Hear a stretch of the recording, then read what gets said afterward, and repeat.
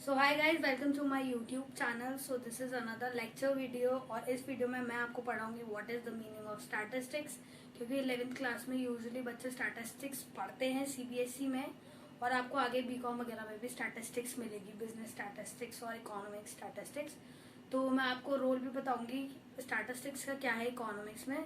तो बने रहिए इस वीडियो में। स्टार्ट करते हैं। Statistics it is defined as numerical data and is the field of math that deals with collection, tabulation and interpretation of numerical data.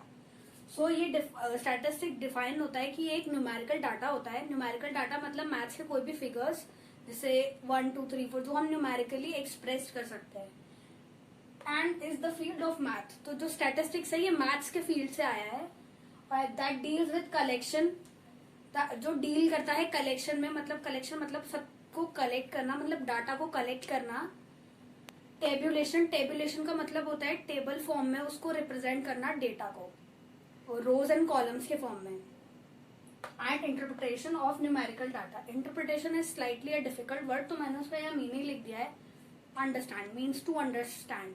तो आपने जो डेटा लिखा है उसको कलेक्ट करिए पहले, तो फिर जो मतलब डेटा लेना चाहते हैं उसको पहले कलेक्ट करिए, फिर उसको टेबल के फॉर्म में करिए, फिर उससे आप एनालिसिस निकालिए कि आपको जो चाहिए था वो उसमें आपको कितना मिला, और फिर उसको अंडरस्टैंड करिए, इंटरप्रेट करिए, जिससे आपको जो भी डेटा है उसका कंक्लूजन मिल सके। तो स्टैटिस्टिक्स यही है कि आपको न्यूमेरिकल डाटा कलेक्ट करके उसका पूरा एनालिसिस निकाल के उसमें से आपको कंक्लूजन निकालना है जो आपको चाहिए। अब इसका एग्जाम्पल देखते हैं। Analysis is when we have to determine the number of people in a country, in a town who watch TV out of the total population in the town.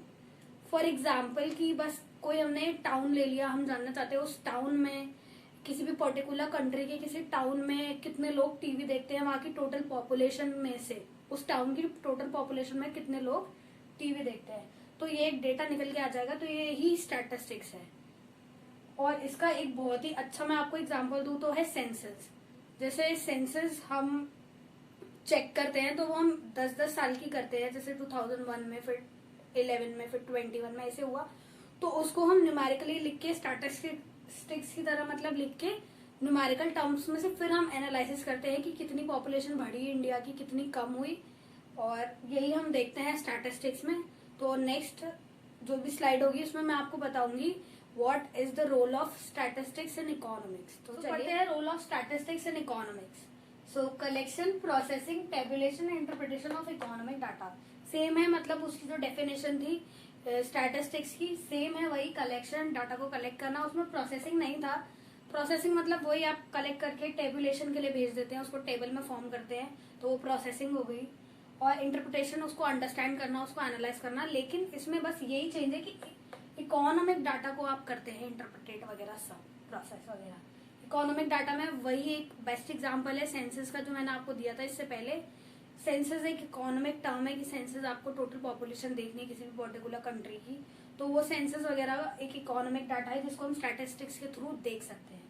It helps us to understand and analyze economic theories. Statistics हमको help करता है economics theories को understand करने में, because ये numerically expressed होता है।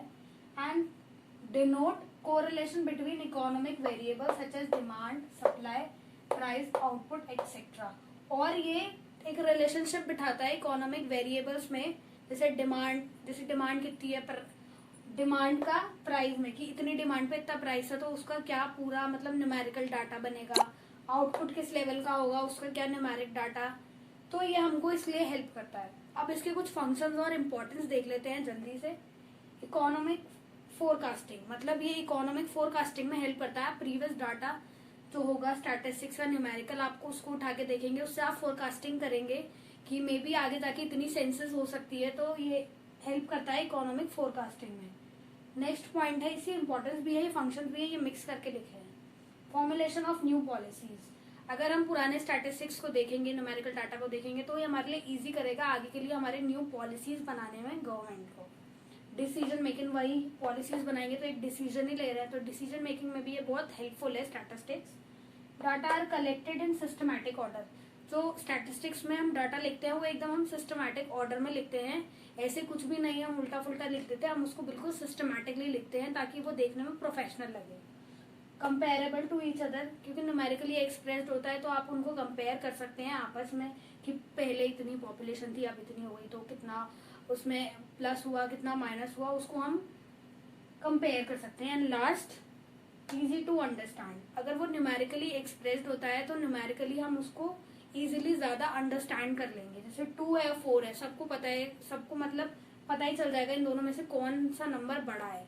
तो फिर मतलब जैसे यहाँ पे मैंने 2 लिखा है, यहाँ 4 लिखा है, ये करोड़ में समझ लीजिए आप, ये 2001 की पॉपुलेशन है, ये 2011 की है, तो कोई भी मतलब बहुत इजीली समझ जाएगा कि यहाँ पे 2 करोड़ पॉपुलेशन और इंक्रीज हुई है। तो ये इसलिए न्यूमेरिकली एक्सप्रेस्ड होता है स्टैटिस्टिक्स।